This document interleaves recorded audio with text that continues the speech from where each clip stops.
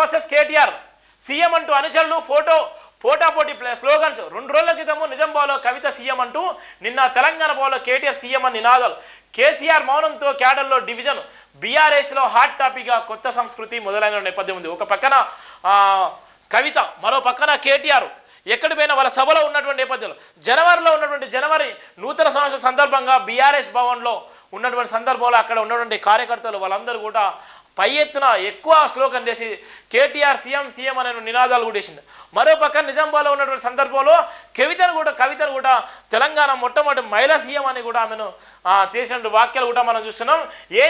ఏమైనప్పటికీ ఇప్పటికీ పులి స్టాప్ పెట్టేటువంటి ప్రయత్నం చేసేటువంటి సందర్భంలో కేసీఆర్ కూడా మౌనంగా ఉన్నటువంటి సందర్భాలు కూడా వినిపిస్తున్నాయి.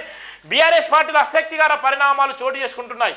పార్టీ కార్యకర్తల నుంచి ఇంట్రెస్టింగ్ నినాదాలు వినిపిస్తున్నాయి. వాటిని వింటుంటే పార్టీలో కేటీఆర్ వర్సెస్ కవిత అనే వారు కొనసాగుతుందా అనే అనుమానాలు కలుగుతున్నాయి. రాష్ట్రంలో బీఆర్ఎస్ అధికారాన్ని కోల్పోయి ఏడాది గడిచింది. అసెంబ్లీ ఎన్నికలకు మరో 4 ఏళ్ల సమయం ఉన్నది. కానీ ఇప్పుడే బీఆర్ఎస్లో కాబోయే సీఎం పేరిట కొత్త నినాదాలు వినిపించాయి. కవిత సీఎం అంటూ 2 రోజుల క్రితం నిజామాబాద్లో కార్యకర్తలు నినాదాలు చేయగా, తెలంగాణ భవన్ వేదికగా బుధవారం కేటీఆర్ సీఎం అంటూ అనుచరులు నినాదాలు చేయడం ఆ టాపిక్గా మారింది. గత దశాబ్ద కాలంలో ఎన్నడూ లేని విధంగా పార్టీలో ఈ కొత్త సంస్కృతి కనిపించడంతో కార్యకర్తల కన్ఫ్యూజన్ నెలకొన్నది. ఇంత జరుగుతున్న అధినేత కేసీఆర్ నుంచి ఎలాంటి ప్రకటన రాకపోవడం మరింత గందరగోళానికి దారితీసినటువంటి నేపథ్యం కూడా మనం చూస్తున్నాం. ఇక్కడ ఉన్నటువంటి ప్రధాన వార్త సంబంధించి నేను సీఎం అంటున్నాను. అక్కడ ఉన్నటువంటి రేవంత్ రెడ్డి 10 సంవత్సరాలు మేమే ఉంటాం, ఇవాళ 10 సంవత్సరాలు మేమే సీఎంగా ఉంటామని వాళ్ళు చెప్తున్నారు. ఒక పక్కన క్యాడర్లో ఇవాళ ఉన్నటువంటి ఇవాళ నేను సీఎం అంటున్నారు.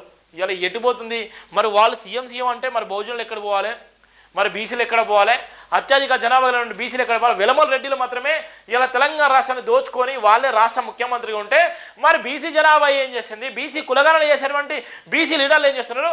మరి దళితులని చెప్పుకునేటువంటి దళిత భోజనాలని చెప్పుకునే వీళ్ళు ఎక్కడ పోతున్నారు? మరి వాళ్ళే సీఎం రేసులో వాళ్ళు మొదటిగానే నూతన సంవత్సరంలో మీ సీఎం అని చెప్తున్నారు. మరి బీసీలు ఎక్కడ పోయిళ్ళు, మరి దళిత భోజనాలు ఎక్కడ పోయిళ్ళు? మీరు సీఎంగా అయ్యేటువంటి అవకాశం లేదా? మీ ఆత్మగౌరవం ఎక్కడ పోయింది అనేటువంటి వార్తలు అయితే మనం ఇక్కడ చూస్తున్నాం.